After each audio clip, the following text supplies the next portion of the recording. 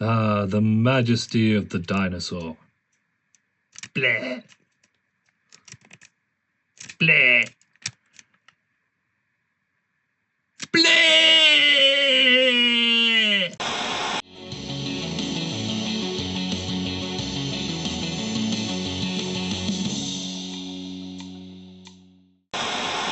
Hello there, Oddimus Prime here.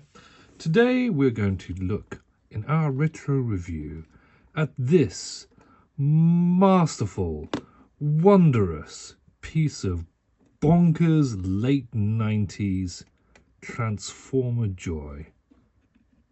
Transformers Beast Wars Neo Guiledart.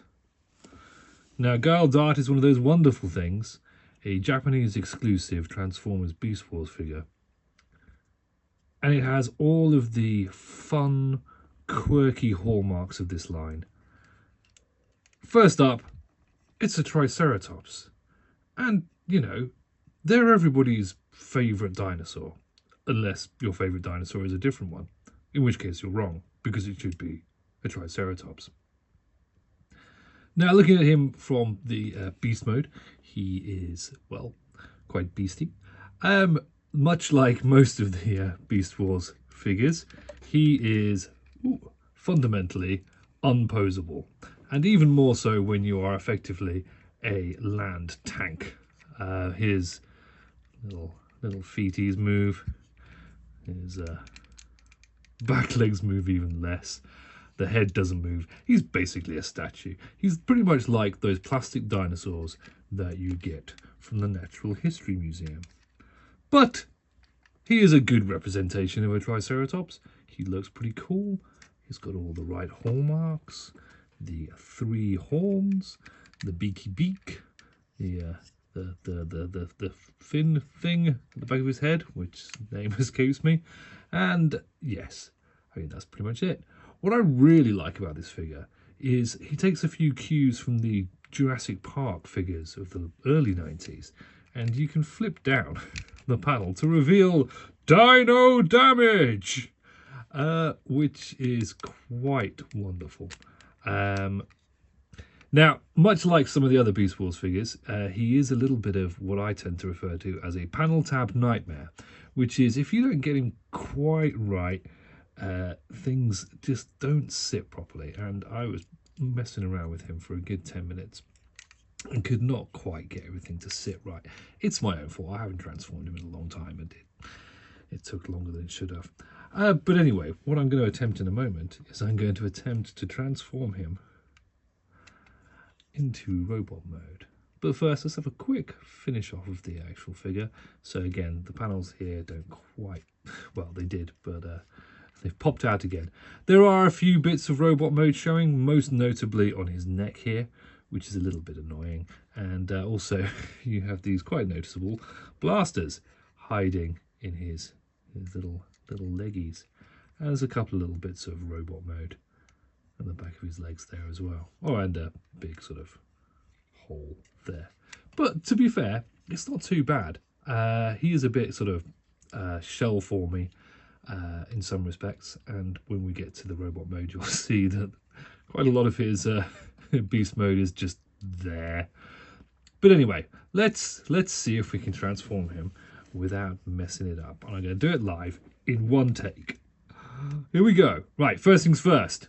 When you are moving from beast mode to robot mode, it's very important to kill your Triceratops. So you do this by pushing its horn up, which gives it white eyes, and its tongue lolls out in its mouth, which is a fantastic little touch, and I really enjoy it.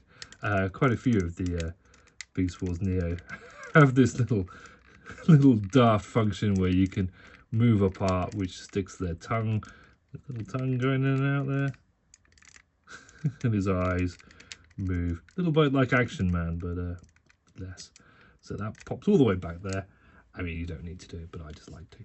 So let's move to the back legs first. And another thing I quite like about these guys is whenever you remove a piece that sits behind another piece, you get these little fleshy areas, as if you are literally tearing it apart, which is disgusting, but I love it. That floats around there, and then you get a foot. There you go, nice little robot foot. And the same here, robot foot. Then this bit goes back there, and that bit goes back there. And we'll mess around with the little gun pieces now, so they flip out. Probably should have done that before I flipped it around, but it's fine. That goes there. Oops. And that goes around there. So this guy actually came in a 2-pack, and because I do loads of research, I've forgotten who he came with. It might have been Longrack, or I want to say Longrack, but I could be wrong. Anyway, I'm going to check that out and put it into the description because I am a fool. So there we go. That's him in robot mode. No. So we're going to pop the tail off because this becomes his weapon.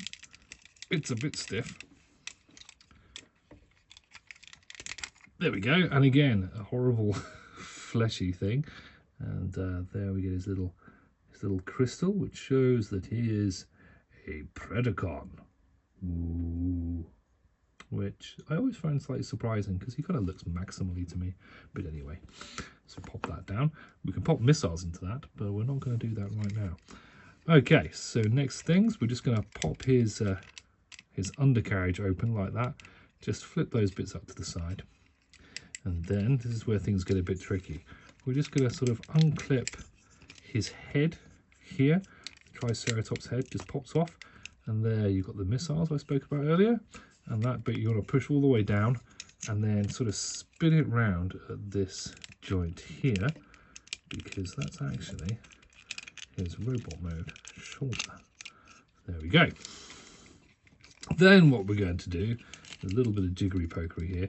So this piece is actually the majority of his other arm and shoulder. So what we're going to do is just pop it out from the side here, if I can do it, because it's being annoying. There we go. And then that just sort of unfolds and turns into a giant, almost looks like a giant mouth, but it's not, it's his arm. And there's his arm hiding in there. Now I just pull this shoulder piece down. I keep knocking my camera, and I'm not doing very well today. Down there, and then we've got an arm.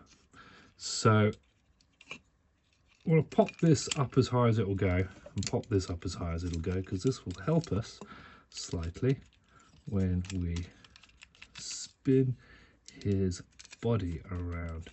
This bit I always find tricky because I'm doing it wrong, probably, but that actually went quite well. So you just spin the top half of his body around, so you can see now we have an interesting sort of arrangement with his kibble pieces sort of sat there. His arms are more or less in the right place. His legs will just pull down.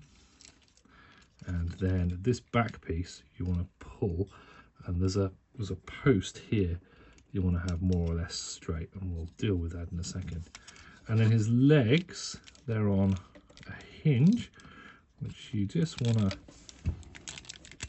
force back up into that sort of position. So that his legs, well, sort of forms his crotchal area. So there he is. There we go. Crotchy, crotchy. That bit. Kibble on a ball joint, which is very much like everything in Beast Wars. And then the tail bit goes back down there. And then one arm brandishes a Triceratops head in a very Megatron style. And then this arm, you can pull the arm down, and then his kibble-worthy shoulder just sort of sits there. And then let's pop him back a bit. That is more or less, oops, that way around, his robot mode, finished in all of its robot-y glory. And then we have his somewhat maggoty tail. I believe one of the first reviews I ever saw of Transformers, back when I was sort of getting into this sort of thing, reviews and the like, was a Thew Awesome's Transformer review of this guy, and he referred to this as something like a poop maggot, which I liked. It amused me.